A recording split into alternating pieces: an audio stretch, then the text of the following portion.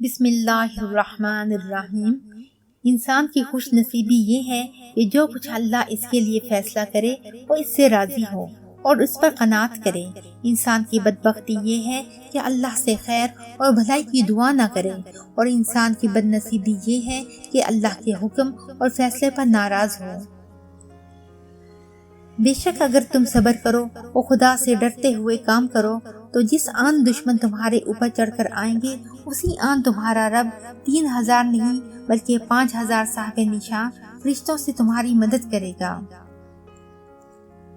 اللہ تعالیٰ تمہاری شکل و صورت اور تمہارے مال و دولت کو نہیں دیکھتا، بلکہ وہ تمہارے دلوں کو اور تمہارے اعمال کو دیکھتا ہے۔ اے لوگو جو ایمان لائے ہو، جو مال تم نے کمائے ہیں اور جو کچھ ہم نے زمین سے تمہارے لیے نکالا ہے، اس میں سے بہتر حصہ راہ خدا میں خرچ کرو۔ نبی کریم صلی اللہ علیہ وآلہ وسلم نے فرمایا، خدا اس شخص پر رحم کرے جو خریدنے، بیچنے اور قرض کا تقاضا کرنے میں خوش اخلاقی برتتا ہو۔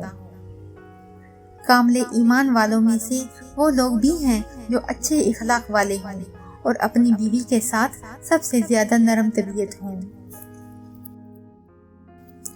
حضور صلی اللہ علیہ وآلہ وسلم نے فرمایا، کیا تم سنتے نہیں ہو؟ کیا تم سنتے نہیں ہو؟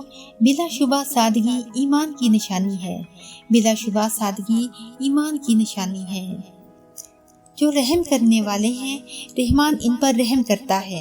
تم زمین والوں پر رحم کرو، آسمان والا تم پہ رحم کرے گا۔ سب مل کر اللہ کی رسی کو مضبوط پکڑ دو اور تفرقہ میں نہ پڑو۔ اللہ کی اس احسان کو یاد رکھو جو اس نے تم پر کیا ہے۔ تم ایک دوسرے کے دشمن تھے، اس نے تمہارے دل جوڑ دیے اور اس کے فضل و کرم سے تم بھائی بھائی بن گئے۔ ارشاد نبوی صلی اللہ علیہ وآلہ وسلم ہے، اس ذات کی قسم جس کے دست قدرت میں میری جان ہے کہ کوئی بندہ مومن نہیں ہو سکتا جب تک وہ اپنے بھائی کے لیے وہی پسند نہ کرے جو اپنے لیے پسند کرتا ہے۔ اپنی نماز کی نگہداشت رکھو، خصوصاً ایسی نماز کی جو محاسن صلاح کی جامعہ ہو۔ اللہ کے آگے اس طرح کھڑے ہو جیسے فرما بردار غلام کھڑے ہوتے ہیں۔ فرمایا، سادہ زندگی ایمان کی علامت ہے، نیز فرمایا صفائی رکھا کرو کیونکہ اسلام صاف اور پاکیزہ ہے۔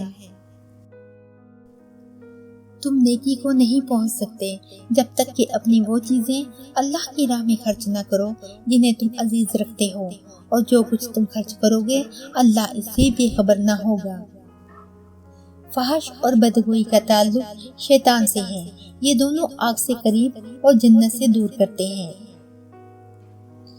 اے لوگو جو ایمان لائے ہو، خدا سے ڈرو اور جو کچھ تمہارا سود لوگوں پہ باقی رہ گیا ہے اسے چھوڑ دو اگر واقعی تم ایمان لائے ہو، لیکن اگر تم نے ایسا نہ کیا تو آگاہ ہو جاؤ کہ اللہ اور اس کے رسول کی طرف سے تمہارے خلاف اعلان جنگ ہے۔ جھوٹ بولنے سے پرہیز کرو، اس لیے کہ جھوٹ بولنا بدی کی راہ دکھاتا ہے اور بدی جہنم میں لے جاتی ہے۔ جو لوگ اللہ کی راہ میں اپنا مال خرچ کرتے ہیں اور خرچ کر کے پھر احسان نہیں جتاتے نہ دکھ دیتے ہیں، ان کا اجر ان کے رب کے پاس ہے اور ان کے لیے کسی رنج اور خوف کا موقع نہیں۔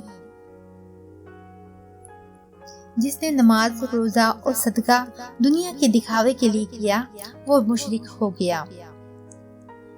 جو بھی اپنے عہد کو پورا کرے گا اور برائی سے بچ کر رہے گا وہ اللہ کا محبوب بنے گا، کیونکہ پرہیزگار لوگ اللہ کو پسند ہیں۔